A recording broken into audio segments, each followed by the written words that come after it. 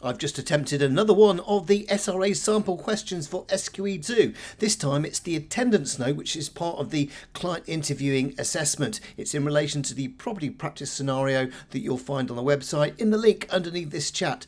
For more detail of how I got on, stay tuned, but only after the jingle. If you wanna be solicitors, why don't you come and visit us at SQE2? So just to remind you, there are two client interviewing mini assessments that form part of SQE2, and they each adopt a similar format where you have 10 minutes to peruse a small number of documents, then you have 25 minutes to interview the client, and then 25 minutes to write up your attendance note confirming the advice you gave to the client. And we're going to try and replicate that for you now by using the SRA's sample question on the property practice scenario. So go to the website, the link for which you'll find underneath this video, and download the materials. Just look at the 5 pages or so that form part of the instructions. Print off the rest if you want to, or save it, but don't look at the rest of the papers. And also, once you've spent 10 minutes just reading 10 minutes through those papers, then watch the video that the SRA provided, which is a sample of that scenario being subjected to an assessment where you see a student going through their paces interviewing the client. I want you to imagine that you're in that interview, so take notes on what the client is saying and then immediately write up your attendance note of the advice that was given in that assessment. So good luck, and come back and then compare your answer with one that I did against the clock against the sample answer that the SRA have provided. SQE2. So I'm going to assume you've read the 5 pages of instructions in relation to the client interview. You've watched the interview video on the SRA's website, and you've attempted the attendance note on the same scenario yourself. And before we look at my suggested answer, as well as the one coming from the SRA, just to say that neither of the answers you see on the screen are intended to be exemplars. They're there for discussion, an example of what clearly competent is, but there are clearly issues between different answers because they're written by different people, and I'm going to highlight the differences rather than focusing on everything line by line. There's no prescribed format for the SQE2 attendance note. That said, it ought to adopt a logical structure like having a title at the beginning, start off with some background, and then go through each of the separate pieces of advice in separate paragraphs with subheadings for each of the items. And then at the end, it's quite useful to have a list of the tasks that you've given yourself and the client to do and give the time frame involved. There may be other things that come up in the interview that you need to mention as well, but that's really good for starters.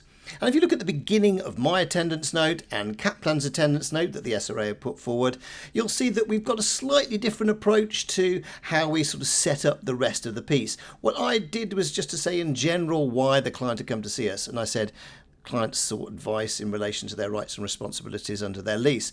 Whereas what Kaplan have done is to list the individual items that the client have come to see us about. I felt that that wasn't strictly necessary because you're going to be going through that anyway in the attendance note, and it would be rather repetitive to do it. And of course, you've only got a limited amount of time, so I thought that that was best left until the individual parts of the advice.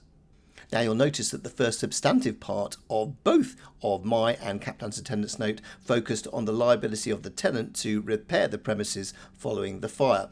And we both came up with the general conclusion that the repair covenant said that the tenant was liable to repair the premises should they fall into a state of disrepair, but that obligation did not extend to where the damage was caused by an insured risk. And because fire was one of those insured risks, in other words covered by the insurance policy, generally speaking there wouldn't be the obligation to reinstate the premises on the tenant, subject to a couple of points that we mentioned later on in our attendance note. But you'll see there were a few peripheral points that one of us made and the other didn't, so I mentioned and stated and cited paragraph 4.5 as the repair covenant. I'm used to citing authorities, it's not a bad thing to do. What Kaplan did in their answers, that they reminded or just made a note of the fact that the client had confirmed they were up to date with the insurance payments. Maybe I should have mentioned that. It's a peripheral point, but on hindsight, maybe I should have done. The next part of both my and Kaplan's attendance note dealt with the liability of the tenant to pay the rent, because you'll appreciate that whilst premises can't be occupied, the tenants really don't want to be paying any more rent than they have to. And obviously the tenant didn't want to pay any rent, but of course in this case the liability to pay the rent was still there in respect of the property, or the parts of the property that were still occupiable by the tenant. So these are points that both Kaplan and I made. I made a few additional points that I think were important that didn't come up in the actual interview that you saw, but still should have been made by the student on the video and should have made it into the attendance note as a consequence. So I mentioned that the tenant would be entitled to a refund of a due proportion of the current quarter's rent for the part that was destroyed or damaged by the fire. Secondly, I mentioned, and it's really important, that the rent suspension clause is only in relation to the occupational rent, not in relation to any service charges or insurance rent. And also, I wanted to make the point really clear that the tenant said that they didn't want to pay rent on more than one property, but the practical point here, unfortunately, was that the tenant would have to pay rent on whichever property that, again, they occupy temporarily whilst the main premises were being repaired, and they were also going to have to pay a little bit of rent in relation to the part that wasn't damaged. So there was still an exposure there, I think, to the client that probably they weren't expecting, but that needed to be explained as well.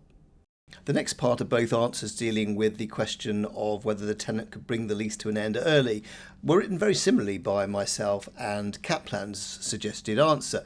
However, it's useful to see the bit that I've highlighted here on Kaplan's answer, because I mentioned a similar point elsewhere in my answer.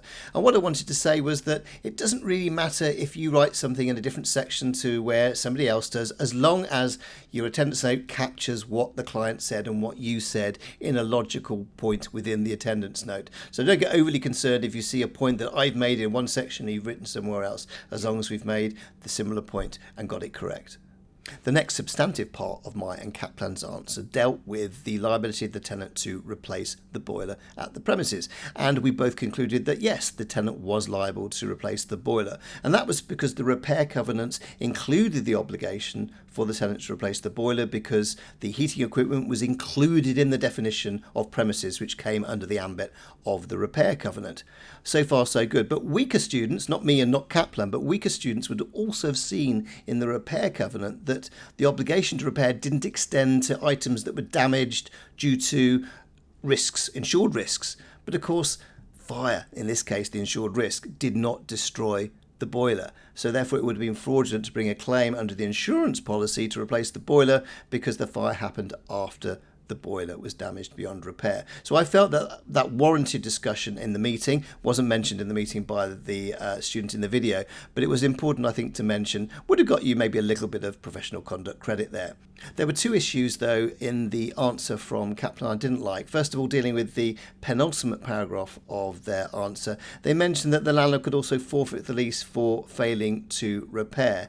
Now, forfeiture for breach of repair covenants is quite complex, and actually in this particular lease, because it was granted for more than 7 years and there were more than 3 years remaining, in those circumstances there was no way that the landlord would have been able to obtain forfeiture without the leave of the court. And in these circumstances it would be extraordinary for the court to actually give forfeiture order to the landlord in circumstances where the main part of the premises wasn't capable of being occupied. I'm sure that would have been relief of forfeiture in that scenario on the tenant. So I just felt that that was a bit of a rabbit hole that I wasn't going to go down. I'm not sure that there was any credit there for the candidate to say that.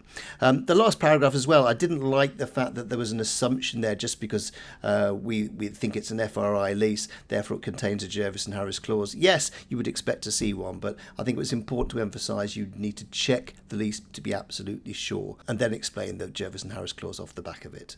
Now, it's common practice at the end of an interview for you to summarise your tasks and the client's tasks for the next few days or weeks, and therefore you can see what we've done and what Kaplan did, very similar in terms of some of those tasks. So we picked up the points we were listening carefully during the interview and we put them into our attendance note. But I've made an additional couple of points that really should have come up in the interview. I think it would have been appropriate to seek your client's consent for you to write to the landlord solicitors, certainly I would have recommended it, to seek confirmation as to how they're going to apportion the rent in terms of the amount that still had to be paid by the tenant and the amount that was going to actually be suspended, because of course only part of the rent was suspended for the reasons we've said.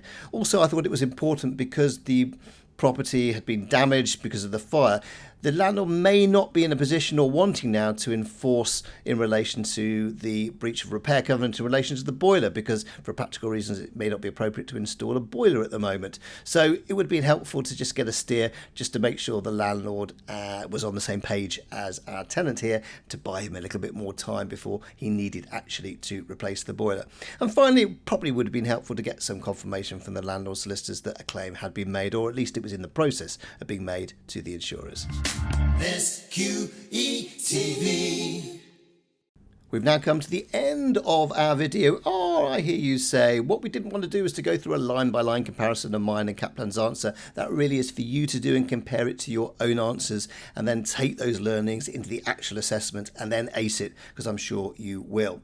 If you enjoyed this video, don't hesitate to like and subscribe to the channel, because if you do, it means we stay ahead of the competition and more people get to see our free, really useful videos. And don't hesitate to leave a comment in the chat as to how perhaps my answer could have been improved, because remember, it's not a template answer, it's not an exemplar, but it's an example of an answer for somebody who's a good practitioner and hopefully would have passed that exam quite clearly. Anyway, until next time, stay with us. Cue the jiggle. If you wanna be solicitors, why don't you come and visit us at SQE2?